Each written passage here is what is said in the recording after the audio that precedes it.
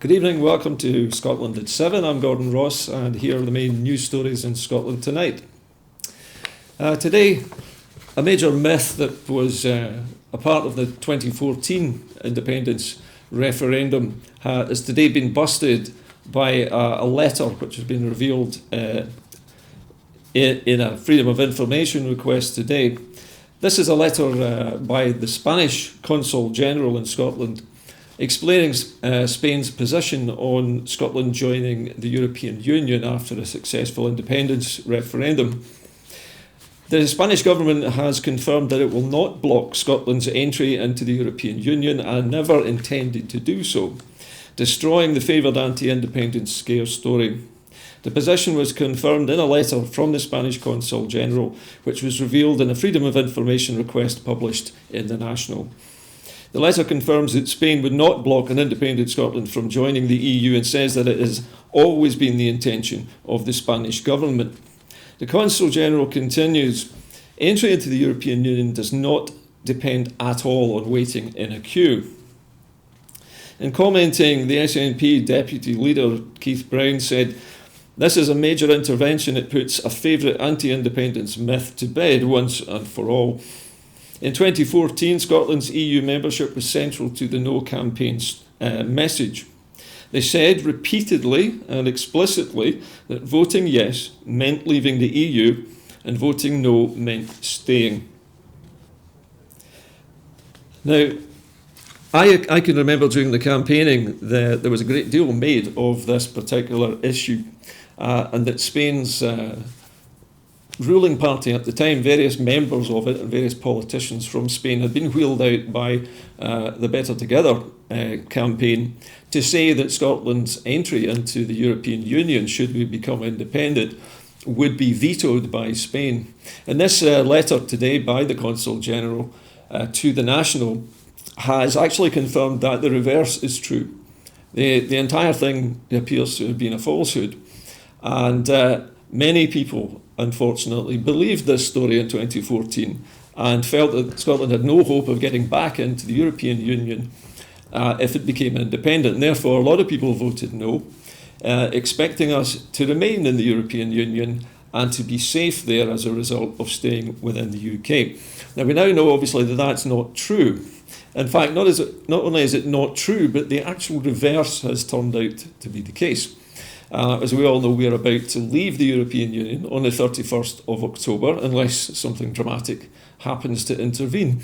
And so, for the most part, everything that was said during the first independence referendum by the Better Together campaign leader, especially Alistair Darling, is in fact, none of it was true at all. All of it, in fact, was false. The Spanish government, in fact, said that all along they were never asked by the British media for any clarification on this issue at all. The story that was run by the No campaign was accepted by the UK media without any particular fact-checking whatsoever. And now we can see that the entire story appears to have been cobbled together by Better Together. Now, Scotland's future belongs in Europe, according to Keith Brown, and people in Scotland should have the chance to make that choice. Spain itself has long held that people should have the right to self-determination, and because of that, their own constitution is a problem because the way the Spanish constitution works, the Catalans cannot, at the moment, find a legal way to become independent other than unilaterally declaring their independence, which Spain then would decide was illegal. However, the situation in Scotland was completely different, and although the British media tried to draw parallels between the Scottish situation and the Catalan one, they were in fact almost completely opposite one another. Scotland, because of the Edinburgh Agreement, which was brokered by both Alex Salmond, the then First Minister, and the then Prime Minister David Cameron, because of that Edinburgh Agreement, there was a perfectly legal channel and a process, a democratic process, which would lead to independence both legally and in the eyes of both the UK and the European Union, would have been a legitimate expression of Scottish self-determination. So there was never any similarity between the Scottish situation and the Catalan one. And the Catalans themselves would be the first to acknowledge this. However, it does show, like everything else that we have been told during the 2014 referendum, to be a falsehood. Everything that was said, the opposite has turned out to be the truth. So Spain will definitely not block Scotland entering the EU. It's never had any intention to do so, according to the Spanish Consul General. And in fact, the Consul General went on into detail to say that the European Union does not depend on waiting in a queue. The detail of his letters isn't available to us here in the studio right now, but I have read some excerpts of it today. And it was explained that because Scotland already meets and exceeds all of the requirements for EU membership, and because the people of Scotland are already European citizens, after a successful independence vote, we would simply stay in the European Union, and our terms and conditions would be renegotiated by mutual agreement between the Scottish Government and the European Union. Okay, so let's leave that story for the moment. And on to more domestic politics here in Scotland and the United Kingdom at large. Now, this is a story concerning Labour's Scottish leader, Richard Leonard. And he is being asked to condemn a peer's disregard for industry. The SNP has called on Richard Leonard to apologise to workers at the Fort William aluminium smelter after Labour said that saving their jobs was bonkers, in inverted commas. The Scottish Government stepped in to support the sale of the aluminium smelter in 2016, saving the plant and protecting 150 jobs. Despite the huge boost in Highland economy, a Labour peer and former UK Minister Margaret Hodge questioned whether saving the jobs made any sense. These are her words. Constituency MP Ian Blackford said, "These comments from Labour are just jaw-dropping. With hundreds of jobs on the line, the Scottish Government stepped in, found a buyer and saved the Fort William smelter from closure." The SNP makes no apologies for saving vital jobs, unlocking the potential of the Highlands and giving confidence to employers that Scotland is a great place to do business. But an apology is needed from Labour. Richard Leonard should say sorry to each and every worker at the smelter for threatening to put them out of work. It's comments like these that explain exactly why people across Scotland have given up on the Labour Party and why they are polling in single figures north of the border. So this from the SNP today, slamming the Labour Party, in particular Margaret Hodge, for her comments about jobs in Fort William not being worth saving. Scottish Government's policy appears to be, quite simply, that all jobs count. And either everyone counts or no one counts. It seems to be the watchword here. And finally, this evening, a story which I think outlines the importance of the European Union to Scotland. It's been revealed today in reports that the value of Scottish goods exported to the European Union has increased by a whopping 18.6% in the last financial year alone, according to new statistics. The publication of Her Majesty's Revenue and Customs' latest regional trade statistics shows the importance of the EU market to Scotland. Now, commenting on the statistics, the Trade Minister, Ivan McKee, said today, these are very positive figures and show the importance of having a free trade with the European Union. The value of Scotland's annual goods exports increased by 12.9%, that's £3.8 billion, to £32.8 billion in the year ending March 2019. Now, to put that in context, £32.8 billion is approximately the entire block grant for Scotland for 1 year. Just to give you a rough idea of how much money European Union trade is worth to Scotland, it almost equals our annual pocket money from Westminster. Also, it seems that this was a higher growth rate than the overall figure in the UK of just 3.5%, and the highest percentage increase of any UK nation. And all this was driven by increased exports of goods from Scotland to the European Union, up by 18.6%. That's £2.7 billion increase to £17.4 billion. Total UK exports to the EU increased by 4.4%. So Scotland is an engine which is driving the UK's success in Europe at the moment. Just to finish off on this subject, according to the SNP, these latest figures demonstrate the significance of the EU to Scotland's international exports, highlighting the importance of the single market and the customs union, which is 8 times bigger in population terms than that of the UK market alone. Now, just been handed another story here, which I'll move on to just now. This is a story concerning rural tourism investment in Scotland. And this is a press release at the moment from the Scottish Government. And it deals with rural tourism investment. Projects to benefit from a share of nearly £2.9 million. Some of Scotland's most iconic rural and island tourist sites will receive funding for new facilities to further enhance the experience of visitors.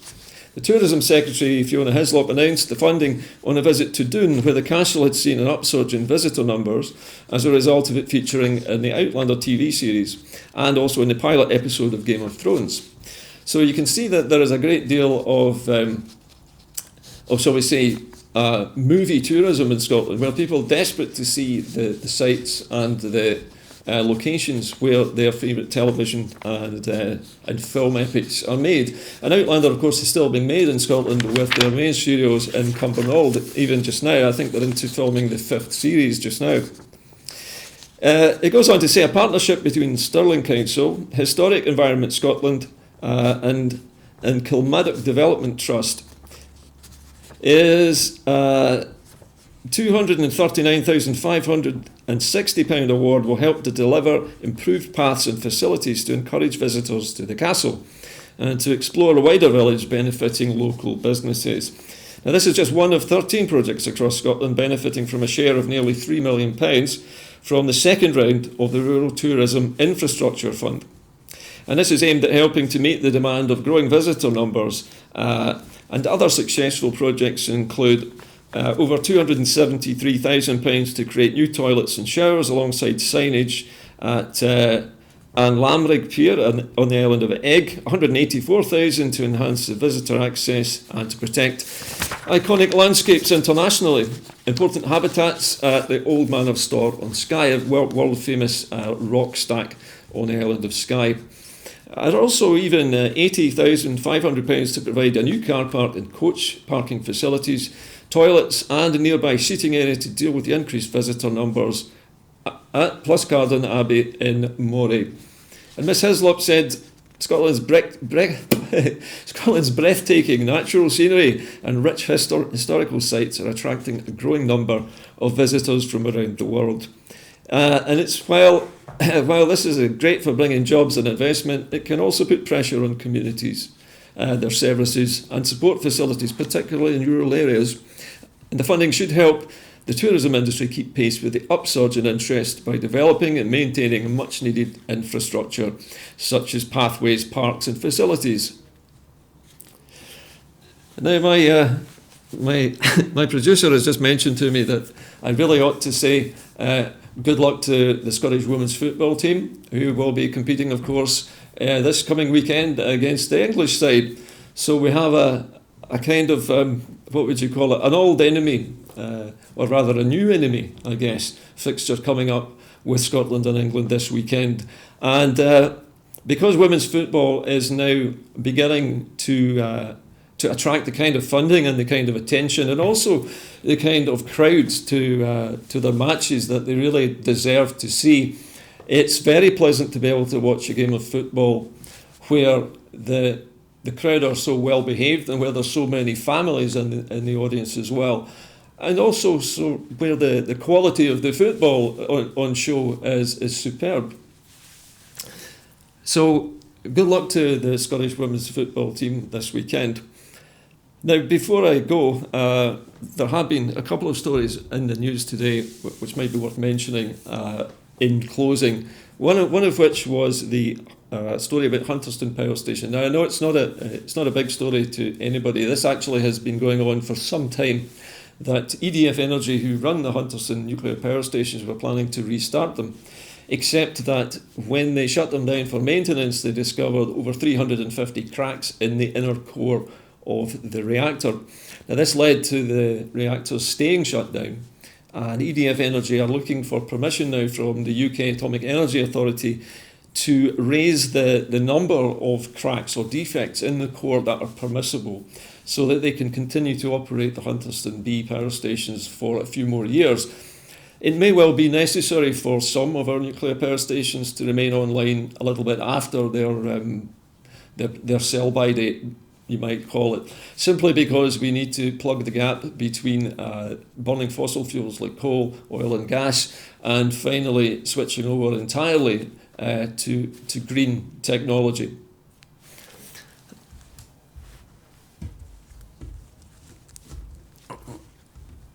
Okay, so as well as the cracks in the graphite, many people have been worried also because they've been watching programs like the documentary about Chernobyl, which obviously was a catastrophe. There's also been other nuclear disasters at Fukushima, but Fukushima was a natural disaster with a tsunami overwhelming the sea defences and flooding a nuclear power station.